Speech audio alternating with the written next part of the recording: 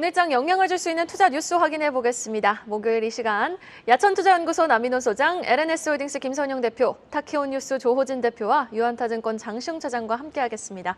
어서 오세요. 자, 밤사이 발표된 바이든 대통령의 행정명령 발표 소식부터 만나보겠습니다. 지금 미국 행정부가 인공지능, 양자 컴퓨터, 반도체 이 세 개 분야 관련 중국 기업에 대한 미국의 자본이 들어가는 투자를 제한하는 행정명령을 발표했습니다. 사실 그래도 최근 미중이 고위급 대화도 재개하면서 조금씩 관계가 개선되는 거 아닌가 싶었는데 미중 갈등의 골은 여전히 깊은가 봅니다. 어떻게 보셨습니까, 김선영 대표님? 이게 뭐 사실 저도 말씀드렸지만 내년에 미국 대선이 있기 때문에 내년까지는 미국이 중국을 계속 괴롭히긴 할 겁니다. 아무래도 예전에 이제 좀 뭔가 지지율이 떨어질 때마다 미국은 중국을 이제 겨냥을 하면서 할 때마다 이제 지지율이 올랐었던 그런 경향이 있었기 때문에 내년까지도 이런 기조가 좀 이어질 거라 보고 있는데, 확실히 앵커님 말씀하신 대로 예전보다는 좀 분위기가 풀려가는 건 맞는 것 같긴 합니다. 일단 원래 그 내달 중순이라고 발표했는데 오늘 발표를 했고요. 반도체나 양자 컴퓨팅 그리고 인공지능 부분이 전체 매출의 절반 이상을 차지하는 중국 기업에 한해서 미국의 자본과 이제 투자를 금지하고 제한하는 제재 대상 이걸 발표를 했습니다. 그나마 다행인 거는 이제 당초에 이제 시장이 예상했던 것보다 많이 좀 범위가 축소가 된 부분인데요. 일단은 어쨌든 이미 중국에 대한 어떤 첨단 반도체 그 관련해서 이제 투자 범위가 이제 많이 줄어들었고, 그리고 이미 직접 투자가 많이 줄어든 상황입니다. 일단 추세를 보니까 2021년도에서 2022년도에 중국의 인바운드 직접 투자 기준이 미국이 보니까 5% 미만이더라고요. 이미 투자를 많이 줄여놓은 그런 상황이다. 라고 보시면 될 것 같고요. 일단은 행정명령은 이제 새로운 투자에만 적용이 됩니다. 그리고 이제 스타트업에 적용이 된다라고 하는데 그간의 투자에 대해서 소급 적용을 하지 않겠다는 그런 내용이 발표가 됐고요. 일단 1년의 유예 기간을 두기로 했습니다. 그러면서 이제 그 기간 동안에 업계 관계자들이 의견 수렴을 하고 그리고 이제 발효를 할 거라고 하는데, 최근에 잘 아시겠지만 엔비디아나 AMD나 이제 우리 중국 쪽으로 매출 높은데 더 이상 이렇게 하게 되면은 우리에게도 좋지 않고, 그리고 중국의 어떤 반도체 자생력을 키워줄 뿐이다. 이건 좀 미국 정부에서 좀 어느 정도 좀 생각을 해줬으면 좋겠다, 이런 식으로 얘기를 많이 했는데요. 그래서 아마 제가 봤을 때는 미 정부가 이런 기업들을 설득하거나 하는 그런 과정이 짧지는 않을 것 같습니다. 좀 길 것 같고요. 그리고 그 이후에 법안 마련하고 실제 발효할 때까지 시간이 좀 많이 걸릴 거라 보고 있기 때문에 제가 봤을 때 지금 1년이라고 보는데 최소 1년이라고 저는 좀 말씀을 드리고 싶습니다. 그래서 내년 이맘때쯤 돼야지 뭔가 분위기가 나올 것 같은데, 내년 이맘때쯤 되면 뭐가 나오겠습니까? 몇 개월 후면 이제 대선이잖아요. 그렇기 때문에 아무래도 이런 전반적인 어떤 시간 타이밍을 좀 생각하셔서 여러분들 생각해 보시면 될 것 같고요. 시장에 그렇게 크게 영향이 미치지는 않을 것 같다는 그런 말씀도 드리겠습니다. 어쨌든 이번 제한 조치에 대해서 범위를 좀 축소를 했고, 그리고 최근에 이제 고위급으로 넘어가면서 대화를 많이 했기 때문에 좀 풀려가는 느낌이 나오긴 한 건 맞습니다. 그리고 이번도 조치가 이제 축소가 많이 됐기 때문에 시장에 영향을 많이 크지는 않을 것 같고요. 근데 이런 이슈가 있다라고 했을 때 우리가 항상 팔로우를 해야 되기 때문에 체크 정도만 해주시면 되는 이슈다, 이 정도로 정리하겠습니다. 네, 확실히 미중 분위기는 풀려가는 게 맞지만 그래도 내년에 있을 대선 전까지는 여전히 미중 갈등이 그래도 그렇게 확실하게 풀릴 것으로 기대하기는 조금은 섣부르다라는 말씀으로도 정리를 해주셨습니다. 자, 그럼 전거래 시황 정리해보면서 오늘장 한번 대비해볼까요? 전일장 국내 증시는 소외받던 제약바이오주로 또 매기가 확산이 됐죠. 비만, 치매, 당류 모멘텀이 붙은 제약바이오주의 탄력이 두드러졌던 가운데 하반기 과연 바이오주는 주도주의 자리를 꿰찰 수 있을까요? 네, 앞전에도 한번 말씀을 드렸습니다만 저는 하반기에 제약바이오 관심을 가지셔야 된다라고 먼저 말씀을 드리겠습니다. 어제 시장이 전반적으로 좋았습니다만 모처럼 정말 일제히 상승한 업종이 있었죠. 바로 소개해 주신 제약바이오가 되겠습니다. 여러분, 시청자분들은 주식 상승의 가장 중요한 3대 요소를 뭘로 보십니까? 저는 이렇게 정리합니다. 1번, 실적이 좋아져야 된다. 2번, 수급이 좋아져야 된다. 3번, 주가가 이미 충분한 조정을 받았어야 된다. 이렇게 저는 정리하고 있는데요. 그 세 가지 조건이 지금 다 부합되는 게, 다 적합한 게 바로 제약바이오가 아닌가 싶습니다. 자, 먼저 봐보십시오. 지난 이제 주가 조정을 얘기하는 건데요. 지난 2년 동안 우리 종합주가지수는 비교적 괜찮게 올랐습니다. 물론 하락이 워낙 컸기 때문에 올라갔습니다만, 그런데 제약바이오 봐보십시오. 대표적으로 SK바이오팜 한번 볼까요? 고점이 25만 원입니다. 작년에 저점 5만 원이었습니다. 5분의 1 토막이 났습니다. 그리고 최근에 셀트리온 어떻습니까? 제약바이오제 거의 큰형격인데요. 35만 원짜리 셀 들여오니 얼마 전까지만 해도 15만 원까지 내려간 거 전부 아시죠? 즉 주가 조정을 충분히 받았다는 것이고요. 어제는 외국인하고 기관이 공동으로 다 제약바이오 샀죠. 지금 자료에 하면 나오고 있지 않습니까? 기관들이 산 종목, 외국인 산 종목. 근데 기관하고 외국인 샀다는 얘기 뭐죠? 그만큼 수급이 들어오고 있다는 뜻하는 것이고요. 자, 마지막으로 시적은 뭡니까?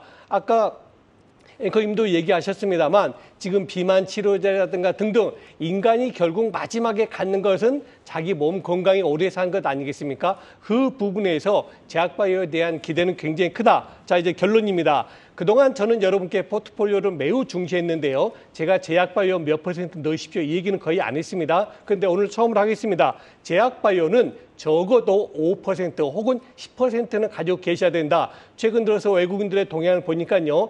2차 전지 셀업체 말고요. 2차 전지 소재를 많이 줄이고 있더라고요. 그걸 줄이면서 아마도 외국인들 입장에서는 그동안 상승이 없었던 제약바이오 쪽에 관심을 갖는 것 아닌가. 우리 투자 뉴스인 전략 시청자분들도 참조하시면 좋겠습니다. 반도체 쪽 수급이 빠지면서 2차 전지 또 수급이 빠지면서 바이오 쪽으로 수급이 들어왔던 전거래일이었는데요. 이 좋은 흐름 오늘도 좀 이어질 수 있을까요, 장시영 차장님? 뭐 어쨌든 간에 최근에 이제 제약바이오 쪽으로 수급이 좀 들어오는 건 굉장히 좀 고무적이고 뭐 대형 제약바이오 한미약품이라든지 유한여행 같은 종목들도 좀 추세를 좀 만들어가고 있습니다. 그래서 그 관련된 종목들도 살펴보시는 것도 좋고요. 일전에 제가 한번 지노믹트릭이라는 종목을 한번 말씀드린 적이 있는데 그 네네. 부분 다시 한번 말씀드리겠습니다. 최근에 지노믹트릭의 주가가 좀 좋아지고 있습니다. 추세를 좀 다시 한번 만들면서 좀 고공행진을 하려고 하는 모습들을 보여주고 있는데 지노믹트릭은 검사 진단 키트 업체입니다. 근데 대장암 조기 진단 검사 제품이라는 얼리텍 C라는 제품이 주력 제품이고요. 지난 4월에 한국보건의료연구원으로부터 신의료 기술평가 유예 대상으로 선정이 됐습니다. 이게 되면 국내 병원에서 제품 코드를 발급을 해서 진단 목적으로 판매를 할 수 있게 됩니다. 그리고 이 이후에는 사실은 실손보험 적용이 가능하게 되고요. 올해 연말쯤에는 가능하게 될 것 같습니다. 그러면 내년에는 건강보험까지 적용이 가능하게 될 전망으로 좀 있습니다. 그렇게 되면 국내에서 대략 이 얼리텍 C 제품만으로도 1,500억 가량의 매출 창출이 좀 가능합니다. 현재 이 회사의 매출이 100억, 200억 이렇게 왔다 갔다 하고 있기 때문에 어마어마한 수치로 좀 퀀텀 점프가 가능한 상황이고요. 또한 미국에도 얼리텍 C는 지금 현재 이제 확장 임상을 진행 중에 있는데 경쟁 회사 제품보다 더 정확한 정확도를 좀 보유하고 있고요. 가격이 쌉니다. 그리고 활용도까지 높기 때문에 미국 시장에서 내년도에 뭐 임상 결과라든지 이런 부분들이 좀 나오게 되면 충분히 좀 자리를 잡을 수 있을 것으로 좀 예상이 되고 있습니다. 특히나 방광암 이 조기 진단 제품인 얼리텍 B 같은 경우는 예전에 뭐 시젠이라든지 이런 어떤 코로나 진단 키트 업체들이 미국 시장에 FDA 임상 승인 없이 LTD라는 서비스를 통해서 먼저 좀 진출을 한 적이 있거든요. 근데 얼리텍 B라는 제품은 LDT 서비스를 통해서 이미 올해 3분기부터 판매를 개시할 예정이 있기 때문에 미국 시장에서 먼저 어떤 유통망이라든지 이런 부분들을 얼리텍 B라는 제품을 통해서 확보한 이후에 얼리텍 C 제품을 가지고 내년도에 좀 진출을 한다고 한다면 점유율 측면에서도 훨씬 더 빠르게 확장이 될 수 있어서 지금 주가가 어느 정도 올랐다고 해서 뭐 쳐다보시지 않는 게 아니라 지금부터 추세를 만들 수 있기 때문에 관심 있게 좀 지켜보시면 좋을 것 같습니다. 언급해주신 이후로도 주가 상승 탄력이 굉장했는데 지금 시점에서도 추가적인 상승 여력 충분하다. 지노맥트리에 대한 긍정적인 진단 내려주셨습니다. 이어서 어제 주가 급락한 기업에도 한번 초점을 맞춰보겠습니다. 3월부터 에코프로 못지않게 급등한 기업이 전거래일 변곡점을 맞은 걸까요? 바로 전거래일에선 급락한 영풍재지 공시 내용 확인해 볼 텐데요. 지금 2분기 실적이 저조했습니다. 예, 2분기 실적이 아주 안 좋았는데요. 전년도 영업이익 대비 거의 뭐 95% 이상 떨어졌는데 일단 이렇게 많이 떨어졌을 때 원래 기존에 이제 제가 몇 번 말씀드렸지만은 플러스 마이너스 매출의 영업이익이 이제 15%, 30% 이상 변동이 생기면은 원래 그전에 사전에 이제 공시를 해야 됩니다. 근데 이건 공시가 없었다는 점도 좀 특이하고 영풍재지가 전반적으로 좀 특이합니다. 좀 영풍재지에 대해서 먼저 말씀드리면 사명에서 알다시피 제지기업이긴 한데 제지기업 중에서도 이제 예를 들면 이제 우리가 화장실 두루마리 화장실 쓸 때 거기에 이렇게 심이라고 보통 얘기하는데 그게 이제 이쪽 정식 용어는 이제 지관입니다. 그 지관을 갖다가 한 국내 매출에서 한 영업이익 한 MS가 한 50% 되고요. 근데 또 하나는 이제 라이온, 그러니까 골판지 재료를 절반 정도 생산하고 있습니다. 그러니까 이제 전체적으로는 매출이나 그 영업이익이나 꾸준히 나와야 되는데 근데 이제 이상한 건 무엇이냐면 영풍재지가 올해 이제 YTD가 거의 800%입니다. 이렇게 800%날 정도라면은 매출이 엄청나게 뛰든지 아니면 이제 다른 사업 부문에서 뭐 2차 전지처럼 뭐 다른 거에 대해서 뭔가 이렇게 매출이 나올 만한 것이 있어야 되는데 그런 것도 아닙니다. 그럼에도 불구하고 영풍재주가 올해 YTD가 800%는 되게 특이합니다. 거기에 대해서 이제 그 다른 제지 기업과 이제 같이 비교를 해본다면은 영풍재지가 이제 PBR이 18입니다. PBR이 18이라는 건 거의 스타트업 수준에만 있는 기업인데 동종 기업 한솔재지의 PBR이 0.35이고 아세아재지가 0.43입니다. 그러니까 제지업계 전반적으로 봤을 때 아까 말씀드렸지만 제지업이라는 자체가 뭐 크게 성장한다든지 또 뭐 하락한다든지 그렇지 않기 때문에 전반적으로 조용한 것이 이제 제지업 전체의 이제 풍조인데 영풍재지는 아까 말씀드렸다시피 PBR은 18.2고 PER은 400입니다. 이런 건 이제 과도한 이제 수치라고 볼 수 있는데 이런 것을 어떻게 이제 해석해야 되냐면은 유통 물량이 적기 때문에 점진적으로 누군가 계속 매집을 해서 발생한 이제 과도한 이제 과매수다라고 봅니다. 이런 것이 사실 또 이제 거래소에서 어떻게 이제 그 영풍재지에서 판별을 냈냐면은 지난달 26일엔 투자 주의 종목으로 영풍재지를 갖다가 경고를 내렸습니다. 그리고 이달 3일에는 투자 경고 종목으로 또한 지정을 했습니다. 이런 것들은 사실 영풍재지가 뭔가가 이렇게 정상적인 거래가 이루어지지 않고 있다라고 보는 것입니다. 유통 물량이 적어서 생기는 문제라고 보고 또 여기에 소수 계좌가 이제 이 거래를 갖다 주도한다고 보는 것입니다. 그래서 일각에서는 영풍재주가 제2의 라더건 사태가 나올 수 있다. 라더건 사태라는 건 쉽게 말하면은 어느 날 갑자기 하한가가 나와도 이게 막을 수 없다는 것이죠. 이런 점을 주의하셔서 영풍재주를 갖다가 거래하시면 좋을 것 같습니다. 네, 알겠습니다. 영풍재지 관련 공시 내용 확인해 봤고요. 밤사이 나온 기업 개별 이슈도 점검해 보겠습니다. 다음 소식, 폭스바겐 전기차 부품 수주에 성공한 현대모비스입니다. 현대모비스가 전동화 핵심 부품이죠. 이 배터리 시스템을 폭스바겐 전기차에 탑재를 합니다. 수주액이요, 무려 5조 원으로 지금 전기차 부품 수주로는 사상 최대 규모라고요. 네, 그 정도 금액으로 이제 나올 것 같다는 말들이 나오고 있습니다. 사실 저는 현대모비스라는 기업을 볼 때마다 굉장히 좋은 기업인데 사실 그동안 매출 구조가 너무 현대 기아차에 많이 몰려 있었죠. 그래서 홀로서기가 좀 되고 다른 쪽에 매출 좀 많이 만들어지고 밸런스만 맞춰지면 진짜 좋을 것 같은데라는 생각을 되게 많이 하고 있었는데 조금씩 이제 진행이 되고 있는 것 같습니다. 현대모비스가 이제 세계적인 독일의 폭스바겐이죠. 폭스바겐과 5조 원 규모의 전기차 핵심 부품에 대해서 수주 소식이 나왔습니다. 일단은 전기차 부품 수주로는 앵커님 말씀하신 대로 거의 사상 최대치 규모이고요. 거의 10년간의 부품 경쟁력이 인정받는 어떤 사례다라고 보시면 될 것 같습니다. 이번에 납품하기로 한 부품은 전기차 핵심 부품이죠. 배터리 시스템으로 폭스바겐의 차세대 전기차 전용 플랫폼에 탑재될 예정이고요. 업계 추산으로 봤을 때 5년 이상 장기 계약에 5조 원 이상이 될 것이다라는 그런 내용이 나오고 있습니다. 일단 배터리 시스템은 배터리가 원활하게 작동할 수 있도록 이제 배터리 팩의 전장품과 이제 배터리 관련 시스템 등을 합친 완제품이다라고 보시면 될 것 같은데 전기차의 품질과 성능을 좌우하는 굉장히 중요한 부품이다라는 부분 체크해 보시면 좋을 것 같습니다. 일단은 올해 안에 이제 이사회 승인을 받아야겠죠. 받고 나서 스페인에 있는 폭스바겐 공장 주변에 신규 생산 공장을 지은 다음에 배터리 시스템을 공급할 계획인데 일단 이 공장 투자 규모가 2억 유로, 우리나라 돈으로 한 2,800억 정도 된다라고 하고요. 또한 현대모비스의 다음 먹거리인 자율주행을 위해서 올 초에 또 세계적인 통신칩 기업이죠. 이제 펜미스 기업이죠. 퀄컴과 손잡고 레벨 3 자율주행 통합 제어기 개발에 나섰다는 소식까지 나왔습니다. 그래서 앞에서 말씀드린 대로 현대모비스의 수원 사업 중에 하나가 사실 홀로석인데 그룹사인 현대차 그룹과 기아차에 대한 매출 의존도를 낮추고 판매차를 좀 다변화해서 글로벌 시장에서 좀 자생력을 높일 수 있는 어떤 목표를 가지고 있었는데 그 기회가 이제 시작이 되고 있는 것 같습니다. 어쨌든 최근에 전기차 시대가 오면서 오히려 이게 모비스에게 좀 큰 기회가 된 것 같은데요. 여기다가 마케팅 효과까지 좀 보고 있으니까 앞으로 모비스의 행보 한번 지켜보시면 좋을 것 같고 이게 하나 뭐 잭팟 터뜨려나가는 게 중요하지 않습니다. 항상 제가 말씀드리지만 모든 기업들에는 연속성이 중요합니다. 이번에 뭐 우리가 대박 났다 이것보다는 계속 대박이 나는 게 중요하니까 모비스 투자하고 계신 분들, 관련주 투자하고 계신 분들은 참고해 보시면 좋을 것 같습니다. 글로벌 시장에서 이제 전동화 부품 양산 경쟁력을 인정받았다는 평가가 나오고 있는 현대모비스. 그러나 현대차 그룹주들의 주가 상승으로는 좀처럼 이어지지 않고 있는 모습입니다. 완성차 쪽은 이제 숫자가 찍히는 걸 확인하고 들어가야 되는 건지 아니면 지금 시점을 오히려 매수 기회로 활용해봐야 될지 좀 궁금하신 분들 많으실 것 같습니다. 완성차 쪽 전반적으로는 현대차, 이 기아차의 판매 실적이 좀 저조하다거나 또는 뭔가 실적이 좀 줄었다거나 그런 부분들은 아닌데 주가와 이런 부분들이 좀 연동되는 게 좀 늦어지는 것 같아요. 굉장히 좀 아이러니한 상황인데 오히려 사실은 뭐 현재 뭐 가치 그리고 앞으로의 어떤 현대차, 기아차의 횡보만을 생각을 했을 때는 완성차들에 대한 어떤 이 주식 포트폴리오 비중을 어느 정도는 계속 늘리거나 아니면 현재 상황에서 조금 더 보유를 계속해서 좀 지속해가는 또 그런 모습으로 좀 계속 보셔야 될 것 같고요. 주가는 어느 순간 사실은 실적이 조금이라도 더 변동되고 좋아지는 긍정적인 모습을 더 긍정적인 모습을 보여주게 되면 빠르게 변동할 수 있기 때문에 그 부분 좀 참고하시면 좋을 것 같고요. 모비스가 어떤 5조 잭팟을 터뜨렸지만 최근에 현대차 그룹주들 중에 그룹사 관련된 중에 현대 오토에버의 실적이 눈에 띄게 좀 좋아지고 있는 상황이라서 오늘 좀 현대 오토에버에 대해서 좀 말씀을 드리도록 하겠습니다. 2분기에 매출액은 7,500억 정도를 기록을 했고요. 영업이익이 527억 정도 서프라이즈를 기록을 했습니다.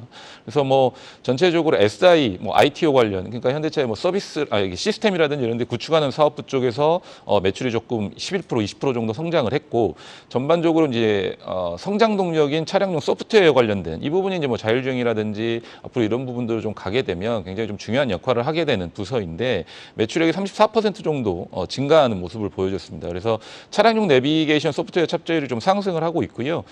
아다스 플랫폼 양산이라든지 적용이 실적 성장으로 좀 이어지고 있는 모습을 보여주고 있습니다.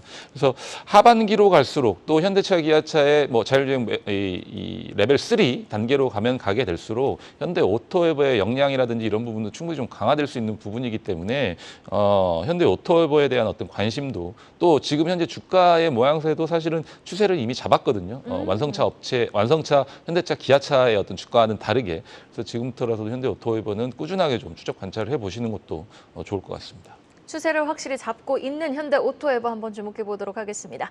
다음 소식입니다. 여러분, 유커가 돌아옵니다. 6년 만에 유커가 돌아옵니다. 바로 중국이 사드 보복 사태 이후 6년 5개월 만에 한국 단체 여행을 허용한 건데요.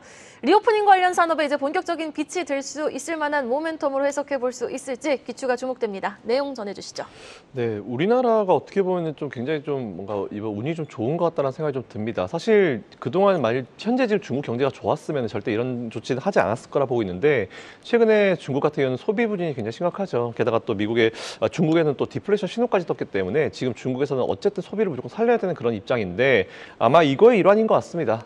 사드 보복 이후에 6년 만에 중국인들의 우리나라 단체 관광을 이번에 재개할 것이다. 뭐 해제가 해제하는 것이 확정됐다라는 이런 내용들이 나오고 있는데 일단 뭐 리오프닝 관련으로 당연히 우리나라가 좀 수혜를 볼 수 있고요. 중국은 지금 어쨌든 본국의 그 경제를 살려야 되는 상황입니다. 그래서 아마도 이런 소비를 좀 증진시키기 위해서 다양한 어떤 액션들을 취할 것 같고요.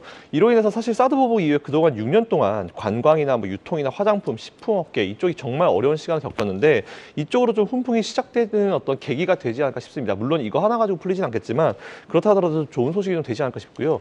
이와 함께 저는 또 엔터주 항상 좀 관심을 가지셔야 된다고 말씀드렸습니다. 저는 사실 생각을 안 해봤는데 BTS가 한 번도 중국에서 공연한 적이 없더라고요. 그래서 중국 팬들도 엄청 많은 걸로 알고 있는데 지난번에 이제 중국 팬이 이제 BTS 한 멤버에게 우리나라에서도 한번 공연 좀 해달라고 했는데 BTS 멤버가 못하니까 안 한다. 우리도 하고 싶다 이런 얘기를 했습니다. 그래서 아마 이쪽을 또 뚫리게 되고 최근에도 많은 우리나라 그룹들이 중국에서 조금씩 이제 활동을 재개하는 거 보니까 전반적으로 엔터주들이나 아니면 이전 관광 쪽 이쪽이 다 풀리지 않을까 싶습니다. 일단 스타트는 좀 굉장히 좋은 것 같고요. 그렇다 하더라도 아직까지는 뭐 미국과 중국과의 관계에 좀 우리가 껴있는 그런 분위기이기 때문에 뭔가 확 좋아지는 것보다는 조금씩 점차적으로 좋아지는 쪽으로 좀 생각하시고 투자를 한번 시작해보시고 공부를 한번 시작해보셔도 좋을 것 같다는 의견 드리겠습니다. 네, 알겠습니다. 자, 오늘장 리오프닝 관련 종목들에 대한 기대감이 커지고 있습니다. 장시영 차장님이 주목하고 계신 종목은 어떤 종목일까요? 글로벌 텍스프리를 좀 말씀드리고 싶습니다. 어차피 뭐 최근 동안에는 사실 아웃바운드 여행 수요가 굉장히 좋았다라고 한다면 중국 관광객들이 단체 관광으로 다시 국내로 들어온다는 거는 인바운드 수요가 좋아진다는 거거든요. 인바운드 수요가 좋아진다는 것은 국내에서 관광객들이 쓰는 소비 액이 커진다라는 건데 그러면 뭐 사실은 국내 여행사들도 괜찮을 수가 있고요. 또 화장품 관련된 소비재 관련된 종목들도 좀 좋아질 수 있습니다만 그 피라미드의 가장 상단에 있는 거는 소비를 하면 할수록 텍스 리펀드, 그러니까 텍스에 대한 어떤 환급 수요도 굉장히 좀 많이 커질 것으로 좀 보여지고 그에 따라서 실적이 증가할 수 있는 업체가 글로벌 텍스프리라고 좀 말씀을 드리고 싶습니다. 최근에는 특히나 정부가 즉시 환급 기준을 완화를 했습니다. 즉시 환급은 뭐냐면 원래는 외국 관광객이 물건을 구매하고 공항이나 시내 창구 또 뭐 키오스크 등에서 영수증 가지고 이제 환급을 받는데 최근에는 매장에서 그냥 물건을 사면 부가세 10%를 제외하고 물건을 살 수 있거든요. 근데 그 기준이 예전에는 최저 금액이 3만 원이었는데 15,000원으로 좀 하향이 됐고요. 1회 즉시 환급 한도도 50만 원 미만에서 70만 원으로 상향 조정됐습니다. 그리고 도시 환급 한도도 1회 거래가액 500만 원 이하에서 600만 원 이하로 상향 조정이 되면서 실질적으로 글로벌 텍스프리 이 회사가 텍스 환급을 통해서 받을 수 있는 낼 수 있는 실적이나 이런 부분들 이 수익이나 실적이 굉장히 늘어날 수 있는 요소가 커졌다라는 거거든요. 그래서 이제 2분기 영업이익도 사실은 19년이 가장 좋았습니다. 19년 가장 좋았었는데 그 당시 영업이익 대비 150% 이상 성장할 것으로 좀 보여지고 있고요. 올해 2분기 영업이익은 대략 한 42억 정도 예상을 하고 있고 19년 2분기에 기록했던 17억 원의 2배 이상 크게 뛰어넘을 것인데 이게 3분기에도 지속되고 4분기에도 지속될 가능성이 높습니다. 그래서 팬데믹 이전 대비해서 2배 넘는 실적을 올해 내내 또는 내년까지도 계속 이어질 가능성이 좀 높다라는 거고요. 정부가 외국인 관광객들에 대한 어떤 우호적인 정책을 좀 펼치고 있다라는 점, 그리고 밸류에이션 매력도 자체도 실적이 증가하면서 굉장히 좋아지고 있다라는 거. 그래서 지금 현재 주가 상태는 굉장히 편하게 좀 매수할 수 있는 상태고 전고점을 넘어서 추세를 긴 장기 추세를 만들 수 있는 어떤 이 핵심 이 구간 굴목에 있기 때문에 지금 사실은 매수 관점을 매수 포인트를 잘 노리셔가지고 포트폴리오에 좀 채워보시는 것도 괜찮다라고 좀 말씀드리고 싶습니다. 네, 관광객이 우리나라로 많이 들어오면 올수록 돈을 더 많이 쓰겠죠. 그리고 텍스 리펀드에 대한 수요도 늘어나게 됩니다. 글로벌 텍스프리 시간의 거래에서도 상한가를 기록했고 오늘 진짜 코너 연속적으로 3개 코너 연속적으로 다 한 번씩 언급이 되는 종목인 것 같거든요. 오늘 주가 추이 한번 기대해 보도록 하겠습니다. 이어서 실적 공시 하나 더 체크해보죠. 바로 원자 현미경 전문기업입니다. 파크시스템스가 2분기 어닝 서프라이즈를 발표했는데 어마어마한 수치를 발표했어요. 내용 전해주시죠. 그 2분기 어닝 서프라이즈는 이제 그 전년 동기 대비 때문에 전년에 이맘때가 좀 안 좋았습니다. 그 당시에 이제 파크 시스템스의 주요 매출처 하나가 이제 중국인데 기억하시다시피 작년에 이맘때 중국은 코로나 때문에 제정신이 아니었기 때문에 거기에 대한 기저 효과도 있고 그 외에도 파크 시스템스의 이제 AFM 원자 현미경의 자체에 대한 그 수요도 계속 늘어나면서 생긴 이제 복합적인 효과라 봅니다. 수치를 말씀드리면 매출은 349억 원이고 영업이익은 93억 원인데 파크 시스템스가 이제 그 전년 동기 대비 영업이익은 7,352%고 매출은 139%가 뛰었습니다. 그래서 그 원자 현미경은 이제 제가 몇 번 말씀드렸지만은 그 눈에 안 보이신 분들이 지팡이를 짚고 이제 길거리를 걸어가면서 울퉁불퉁한 보도블록 보면서 이게 어느 지점에 왔는지를 파악하고 있는데 파크 시스템스의 원자 현미경이라는 게 탐침이라고 그러는데 탐침을 갖다가 내려서 원자 단위로 요철을 갖다가 이제 파악을 해서 거기에 어떤 문제가 있는지 여기 어떤 이물질이 있는지 파악하는 것입니다. 이렇게 하는데 말씀만 드리면 간단한 것 같지만은 파크 시스템스의 이 원자 현미경 이제 그 분별력과 레졸루션 하는데 이게 1나노 이하입니다. 그러니까 우리가 보통 5나노 이렇게 했을 때 지금 파운드리만 보면은 TSMC랑 삼성전자만 5나노 이하의 파운드리를 갖다가 양산할 수가 있는데 여기서 만약에 결함이 생겼거나 문제가 생겼다 했을 때 실질적으로 파크 시스템스 AFM 말고는 확인할 방법이 없다는 것입니다. 이른바 독보적인 기업이라 할 수 있는데 제가 삼성전자와 하이닉스에 대해서 주가의 부정적으로 말씀드리면 무엇이냐면 유동성 공급이 없으면은 주가도 올라갈 수 없다는 맥락인데 유동성 공급과 무관하게 이렇게 계속 생산이 되고 양산을 해야 되는 이 공정이 필요한 그 파크 시스템 같은 경우는 이것과 무관하게 계속 매출이 올라갈 가능성이 높다 이렇게 보시면 되겠고요. 여기에 또 하나는 이제 TSMC의 아까 말씀드린 파운드리에서 하이브리드 본드인 공정이 되게 중요한데 이것 때문에 한미반도체가 올해 주가 많이 올라왔는데 여기에 또 하나 이제 파크 시스템스가 이제 수혜를 볼 수 있다라고 이제 많은 분들이 얘기합니다. 이거는 이제 EUV 공정을 말씀드릴 수 있는데 아까 말씀 5나노 이하로 데려갔을 때 그 파크 시스템스 외에는 이제 그 검증할 수 있는 도구가 없기 때문에 생긴 결과를 볼 수 있습니다. 그래서 당분간 EUV 공정이 계속 확대될 것이기 때문에 올해 하반기, 내년 상반기까지는 삼성전자와 주가랑 무관하게 파크 시스템 매출은 이제 올라갈 것이다 이렇게 보겠습니다. 네, 알겠습니다. 자, 마지막 기사입니다. 전거래일 2,600포인트 탈환에 성공한 코스피 지수. 과연 또 추가적인 상승의 동력이 이렇게 좀 부재한 상황 속에서 계속해서 이렇게 상승 탄력을 이어갈 수 있을지 궁금하거든요. 남인호 소장님 어떻게 보세요? 네, 그렇게 쉬워 보이지는 않습니다. 여러분, 저는 시장이 조금 혼란스러울 땐요. 금년 연초부터 봅니다. 2,200에서 지금 2,600입니다. 적게는 400포인트가 올랐습니다. 고점 대비해서는 50포인트밖에 안 내려갔습니다. 다시 말해서 지금은 너무나 공격적으로 움직일 때는 아니다. 저는 김선영 대표도 최근 그런 얘기 자주 하시는데요. 8월 말, 빠르면 8월 말, 늦으면 9월 21일 FOMC 회의 때까지는 우리 시장은 좁은 박스권에서 움직이고 그 중심은 2600포인트다라고 정리하겠습니다.